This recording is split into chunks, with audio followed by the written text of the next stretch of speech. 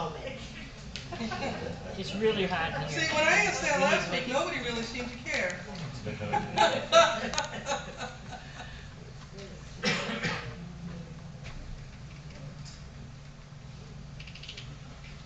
Okay, that should balance out the hot air. It's about to be spewed on you.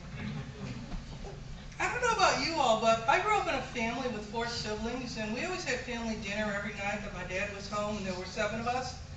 And if we were told to sit at his right hand or left hand, it wasn't necessarily a good thing. But anyway, that's a whole other story. As I thought about this passage, I first thought, oh, it's another story about being first and being last. But the more I reflected on it, the more I realized it was really about something else. It's about privilege. In verse 35, James and John approach Jesus and say, "Teacher, we want you to do for us whatever we ask of you." I don't know about anybody's elementary or middle school or high school experiences, but did you ever go to a teacher and say, "Teacher, we want you to do for us whatever we ask of you"? It didn't kind of work that way when I was in school. So I'm looking at this going, really? That's what y'all did? And what's interesting, if you look at the text, is this is not a question. It's a command or a directive. And I'm like, really? Wow, that's pretty bold. They're telling Jesus what to do. And they're not just saying, do this or that or something for us. They're saying, do whatever we ask. Wow. Can you imagine saying that to a parent? Let alone Jesus? Just do whatever I ask. It's all good. So I got to thinking about, what does privilege mean? And what does it mean for Scripture? What does it mean for us? And if we look at the statement that these guys make, grant us to sit one at your right hand and one at your left in your glory. Wow. Let's not miss that whole notion of glory here. I want to sit on your left or your right in your magnificence, in your renown, in your honor, in your exaltation. Really? I mean,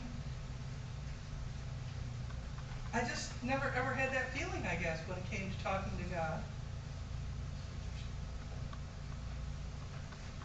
And Jesus says, you don't know what you're asking. And he asks them, are you able to drink the cup that I drink, or be baptized with the baptism with which I am baptized? And they think they are. Jesus is on his way to Jerusalem for the last time. So the cup he will drink is what cup? The cup of the bitter wine that will be offered to him as he hangs on the cross. And the baptism he has is a baptism like all of ours, that in this life and in death. And so it seems when they ask this question, they don't really understand what he's asking.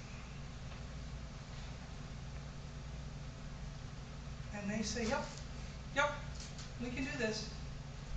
And he says, okay then, you will drink the cup that I've drunk. And the baptism with which I have been baptized, you will be baptized. But the whole honor and glory and exaltation thing is not going to happen. Not because Jesus is being mean, but because he now acknowledges that even he is not able to grant that request. Not up to me. Privilege is not mine to give.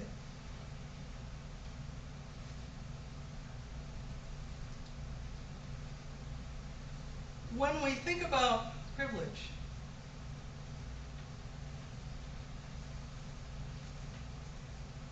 do we think, and these are several definitions gleaned from several sources, do we think it's a right granted as a particular benefit or favor? Do we think of it as a special right or advantage that only one person or group has? Do we think of it as entitlement? Or an advantage that only this one group or person has, usually because of their position of power or the fact that they are rich?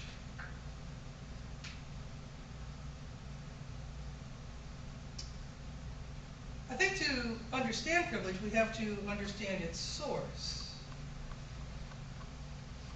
And it seems what this scripture is telling us is that the source of this privilege these two disciples are demanding as their own, I think it's hubris. I suppose it could be naivete. Maybe it's both. I don't know. But whatever it is, what it creates is some kind of classism, some kind of hierarchy of people. And what we know about that from having seen it in so many societies over so many ages is that that kind of classism, that kind of hierarchy creates separation. I'm one rung up, you're one rung down. You're one rung up, I'm several rungs down. We're separated by some standing somehow assigned.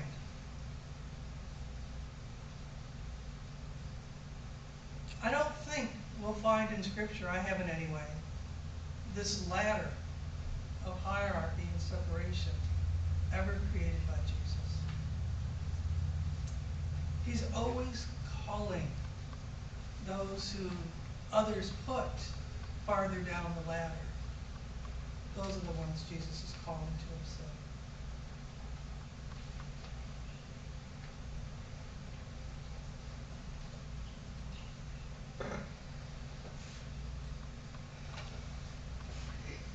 The whole notion that some people are better than other people is not something you'll ever hear from Jesus. That some are special and deserve more or better than the rest of us is not a gospel message.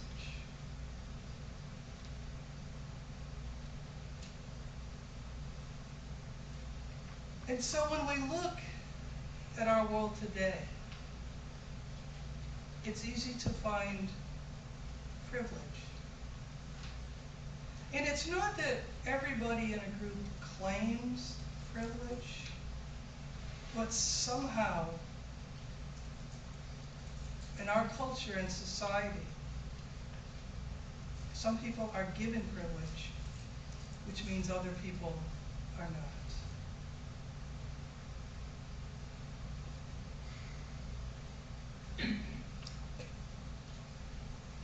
I have white privilege. It was an accident of birth. I didn't choose it. And for those who think it doesn't exist, ask a person of color where they were seated in a restaurant or how long it took to get a seat.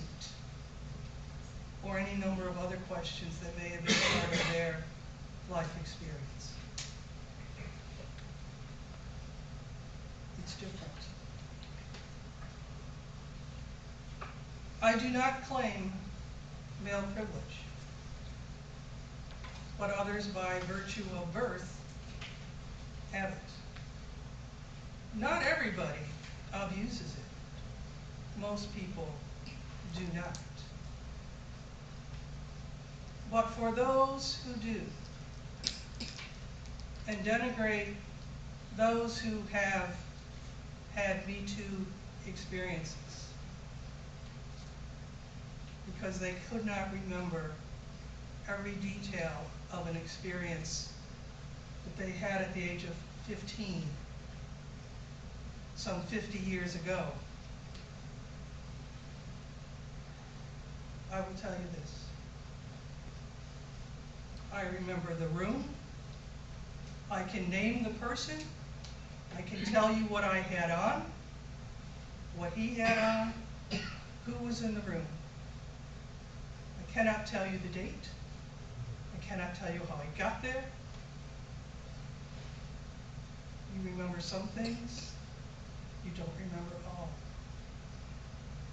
So when we think of privilege, know that there are any number of people in this room suffering because someone asserted privilege over them. There is in our society still, unfortunately, because God is bigger than any box we create for God, Christian privilege.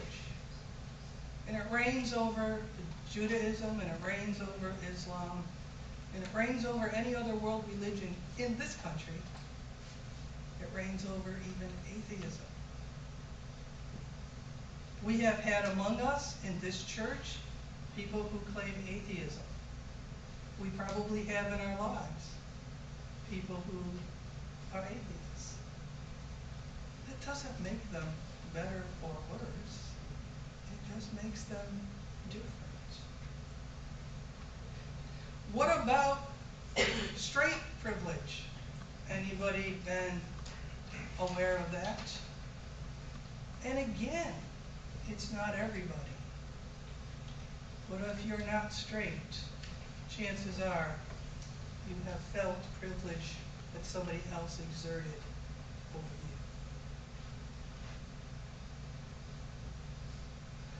I think there's also, in our world, first world privilege that reigns hard and long over those developing nations and peoples. I think there's the privilege of wealth that denies the means for others to just survive. I think of children in Flint, Michigan, and around the world in so many cities and towns and countrysides where there is no clean water in which to bathe or to drink. And I know we can do better. I think of those children that go to bed hungry every night. And I remember reading some years ago that if we didn't raise corn to put in gasoline, or so much cattle for ourselves, we could raise enough food to feed every hungry person in the world. And I think about those children who go to bed with their bellies crying every night, and the last thing their parents hear is their children's weeping.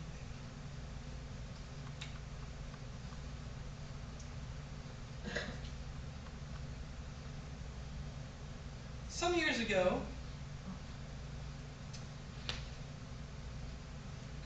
I taught college writing. And I used a textbook called 20 Questions for the College Writer. And I don't remember what question this was. It probably was one about narrator or perspective. But it was from a book by Theodore Geisel. Y'all know him.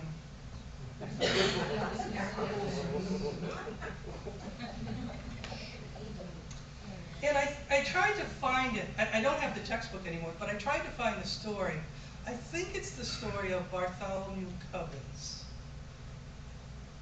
Y'all probably still have that on your bookshelf somewhere. Yeah.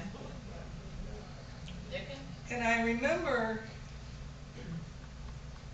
that there is a great king in that story. And he looks down from his castle and he feels so very great and large.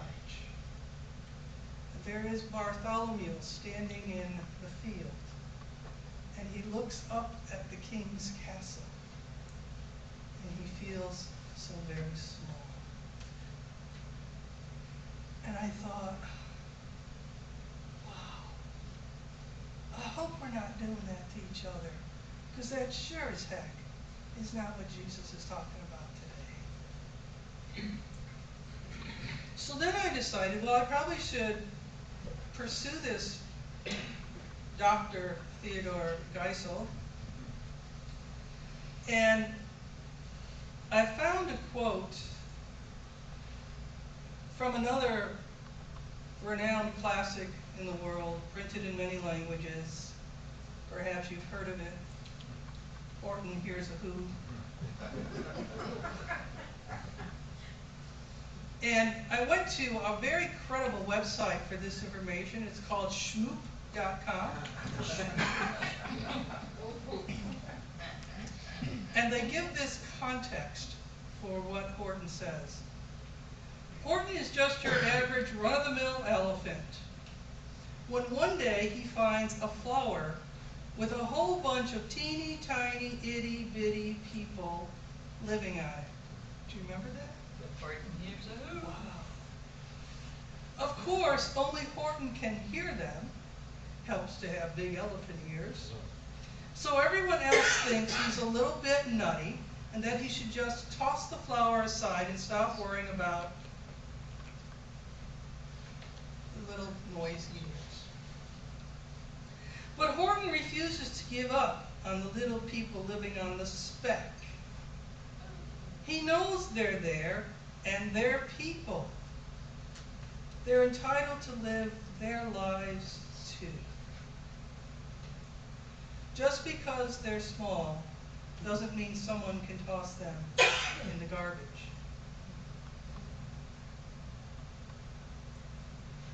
And shmoop.com ends with the great critical comment, this elephant's all right. Here's what Horton says. Should I put this speck down? Horton thought with alarm. If I do, these small persons may come to great harm. I can't put it down. And I won't. After all, a person's a person, no matter how small.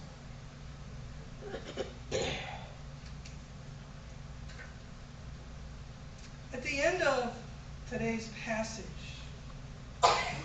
Jesus says this to his disciples. You know that among the Gentiles, those whom they recognize as their rulers lord it over them, and their great ones are tyrants over them.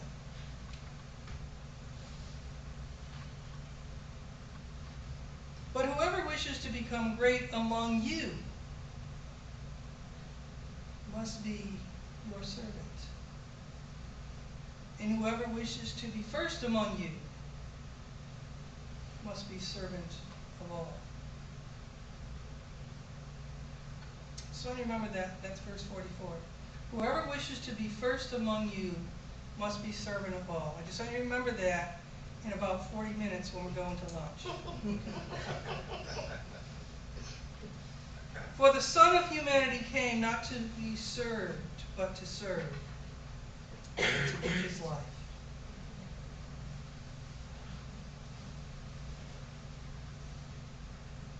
Another quote from the renowned Dr. Geisel, perhaps one we can take with us.